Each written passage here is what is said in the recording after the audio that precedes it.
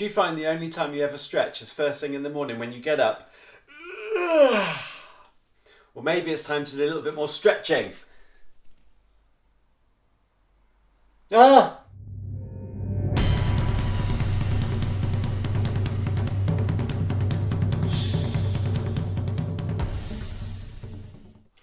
Hello healthy people, I'm Richard and welcome back to Exercise for Health. Today I've got a short routine for you to follow along to or to use for educational purposes to help you improve your flexibility.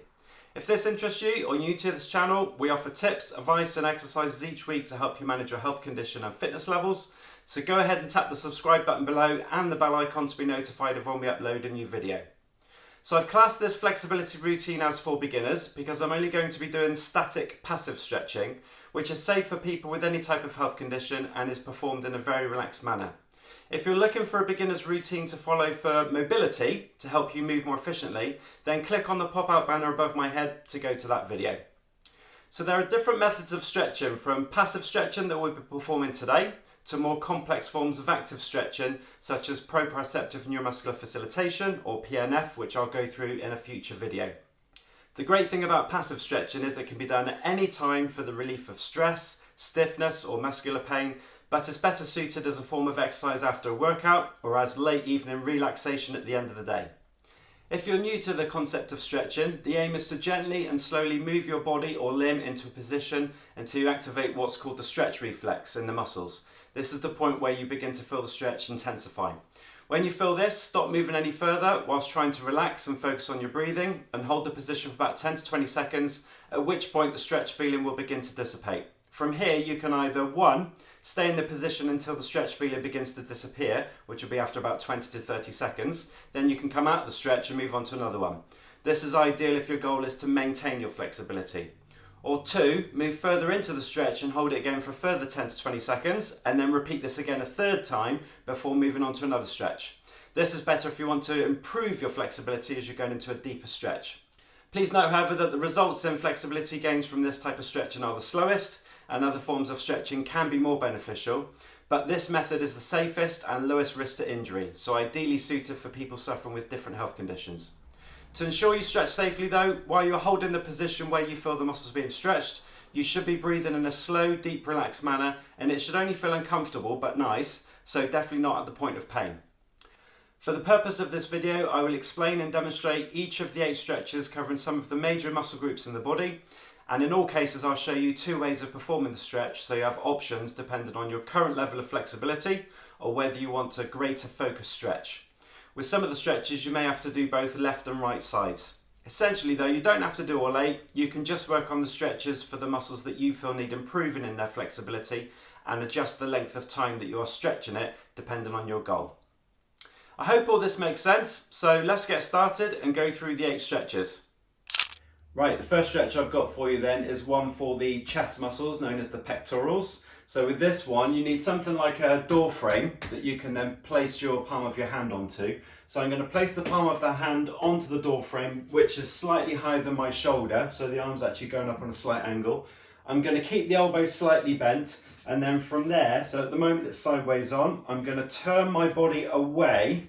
And as I twist my body around, I can start to feel the stretch here across the chest. Now I can increase it slightly by where my elbow is slightly bent, as I can rotate my shoulder. So if I start to push my elbow forwards that way, that's actually externally rotating my shoulder joint, which is actually increasing the stretch that I can feel across the chest.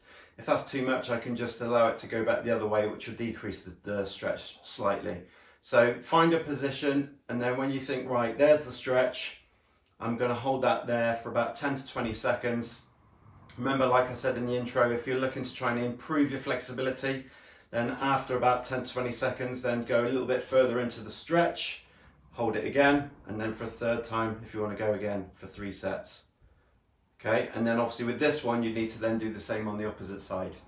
The alternative for this one, which is a little bit more intense, is where we're actually going to place, rather than the palm of the hand on the side of the frame, I'm actually going to place the palm of the hand on the wall this time. So if I come here, so I've got the fingers pointing back behind me, I'm going to push the heel of the hand into the actual wall itself. I'm going to try and keep the elbow straight, And then from there, as I turn, now it's a more of an intense stretch because I'm actually feeling the stretch into the forearm and in the bicep as well as the chest.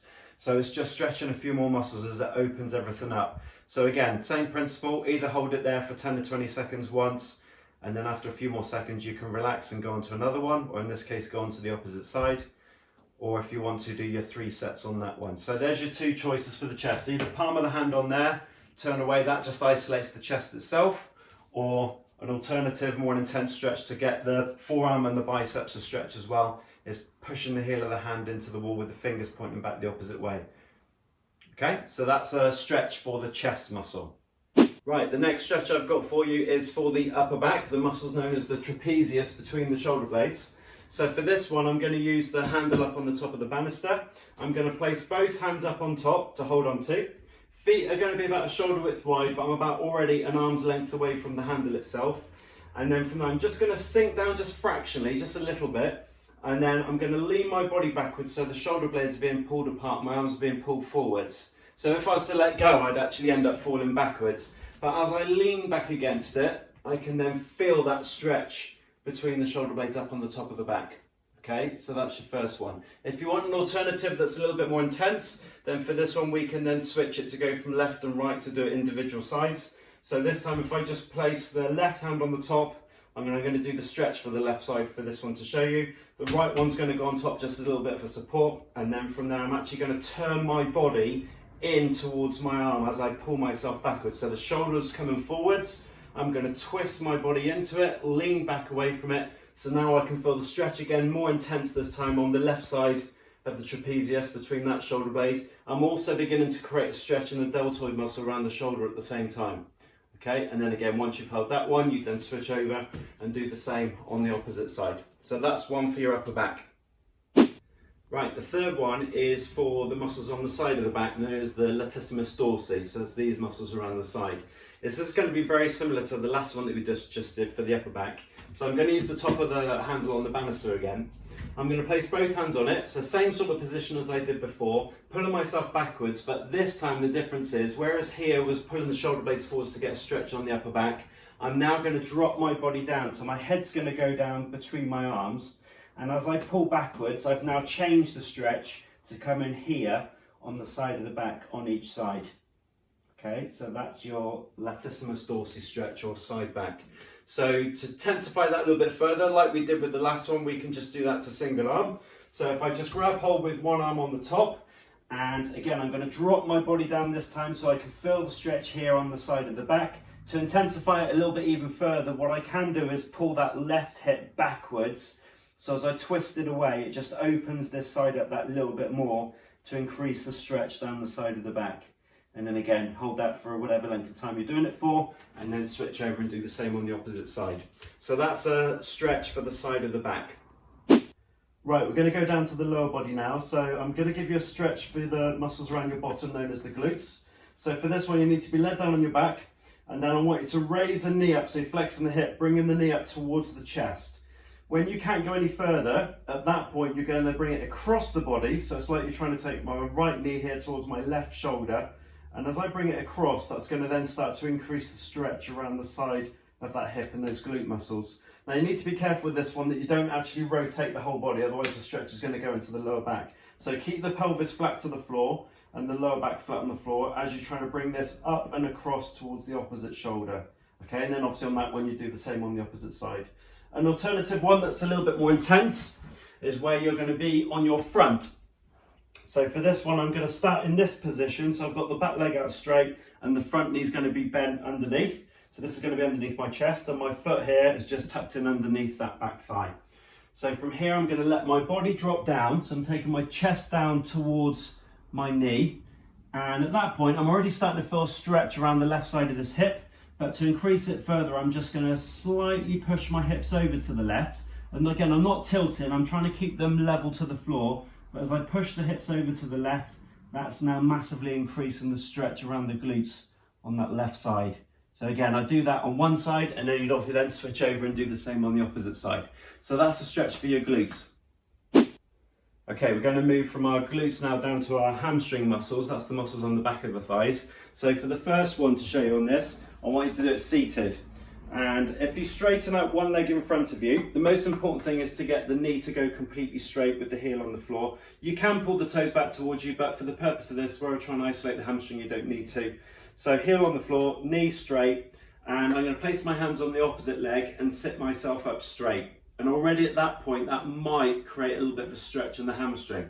If it doesn't, maintain your posture, but start to pivot from the hip as you go forwards, like you're trying to push your belly button forwards, until that stretch begins to intensify on the hamstring. And again, hold it there for whatever time it is you're going to be doing it for, whether you're going to do multiple sets or whether you just want to hold it for say 20 seconds and then move on to another one. And again, this is another one where you need to do both right and left sides.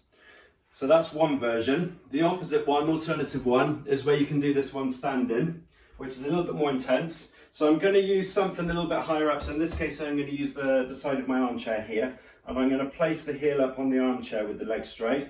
And again, I'm going to stand up tall, and just because it's in a slightly different position already, I can feel the stretch. I don't even need to tilt forwards. But if you needed to, from there, you could start to tilt forward still, but that's a lot more intense than the one I did seated, where my leg's now elevated up that little bit higher. Okay, so that's your alternative if you want something a little bit more intense. And again, you do that on each side. So that's a stretch for your hamstring muscle group. Right, we're now going to move down to the muscles in the lower part of the back of the leg, known as the calves. So for this one, you just need to place your hands against something as a support. In this case, I'm going to use the banister at the bottom of my stairs. You need 1 foot in front, 1 foot further back. It's the one at the back that we're going to stretch. So make sure the toes of the back foot are pointing straight forwards. Make sure you push that back heel down into the floor, and that should be the focus while we're stretching. Keep the back knee straight, and then to increase the stretch, you just gently bend the front knee, allowing the hips to go forwards, which bends the ankle more until you feel it more of a stretch in the back of the leg.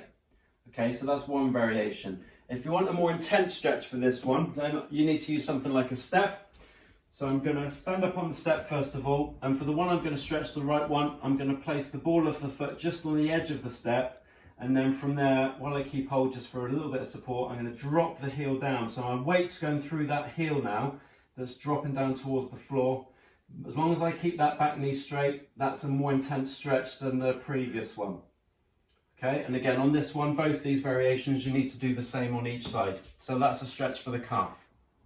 Okay, we're going to now move on to the front of the thigh muscle group, which is the quadriceps and also the hip flexors in this case. So for this one, I want you to place a foot onto something behind you. The higher it is, the more likely you're going to get a stretch because the knee's going to bend more.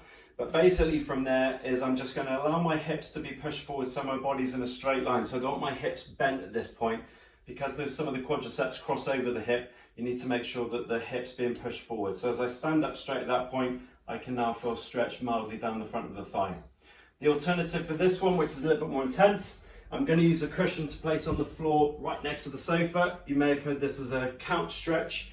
So I'm going to place my foot up on the sofa behind, but this time I'm going to drop my knee down all the way to the floor. And really you want your knee back as far as you possibly can, close to the sofa, with my other foot on the floor as a support. Now already I can feel, just as I'm trying to get myself into an upright position, that's already massively increasing the stretch on the front of the thigh, and I don't even think I could get to a completely upright position. But where the knee's already bent a lot more, and I'm pushing my hips forwards and starting to go back as I'm drawing my bottom towards the heel of my foot, that's now starting to really increase the stretch on the front of the thigh. So that's your alternative one, which is a little bit more intense for the front of the thighs. Right, the final stretch I want to show you then is a stretch for the inner thigh muscle group known as the adductors. So for this one, we're going to start seated in this variation.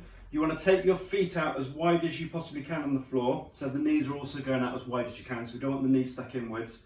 So trying to force the knees outwards, but use your arms to assist that. So I'm just going to place my arms on the inside of the knees and use my arms to push the knees out wider. Once I've generated a little bit of a stretch onto that inner thigh, if I want to increase it, I can start to lean the body forwards a little bit, which will generate a little bit more of a stretch on the inner thigh. So that's one version. A more intense one though is like a middle splits or box split stretch. So for this one, you will need something to be able to support your hands on. So I'm going to use my sofa in this case. So I'm going to place the hands on the sofa as a support, and then let the legs go out as wide as they comfortably can until I begin to feel a stretch on the inner thighs. So at this point, again, I can hold that position, or I can take my elbows down onto my support a little bit further, which just increases that stretch on the inner thigh. So I've got my feet flat on the floor, knees are staying straight, and then I just ease myself into that stretch for as long as you feel that you comfortably can. Okay, if on this one you find that the stretch begins to dissipate and you're looking to increase the flexibility, then what you can do is after a few seconds, you can take the foot out a little bit wider and then go back into the stretch again. So, that's a stretch for the adductor muscle group. I hope you enjoyed this flexibility video today. If so, please give it a like, leave a comment if you have a question, keep on stretching, and I'll see you next week. Thank you for watching. If you enjoyed this video today, please give it a thumbs up. You can also click here to subscribe to this channel or click here to watch a recent video. See you soon.